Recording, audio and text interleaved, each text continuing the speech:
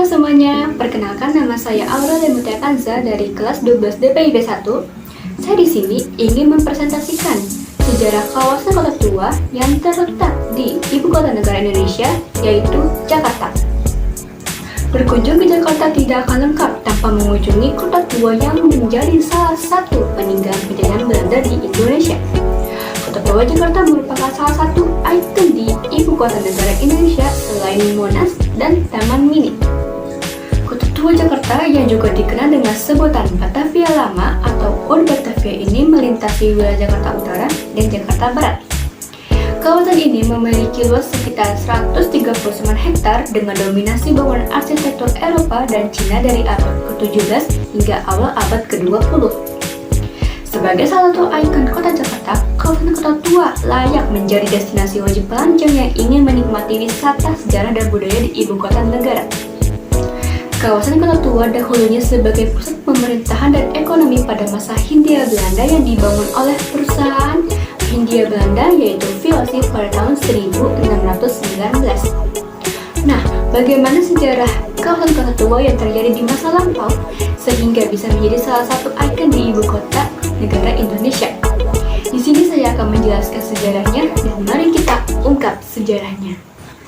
Awalnya terjadi pada tahun 1526 di mana Fathahillah ditugaskan oleh Kesultanan Demak untuk menyerang pelabuhan Sunda Kelapa yang merupakan milik Kerajaan Pajajaran. Pelabuhan sudah ada sejak zaman Kerajaan Sunda sebagai sarana perdagangan antar pulau di Nusantara. Setelah berhasil direbut oleh Kesultanan Demak, pelabuhan ini akhirnya diganti namanya menjadi Jayakarta.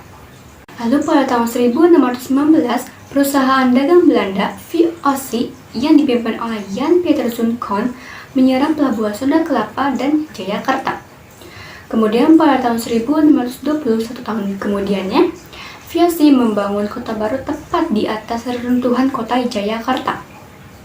Kota tersebut diberi nama Batavia sebagai penghormatan leluhur Belanda yang bernama Batavieren, suku bangsa yang menjadi nenek moyang orang-orang Belanda di sebelah Sungai Ciliwung yang pusat kotanya kini masih terlihat di sekitar Taman Fathahillah.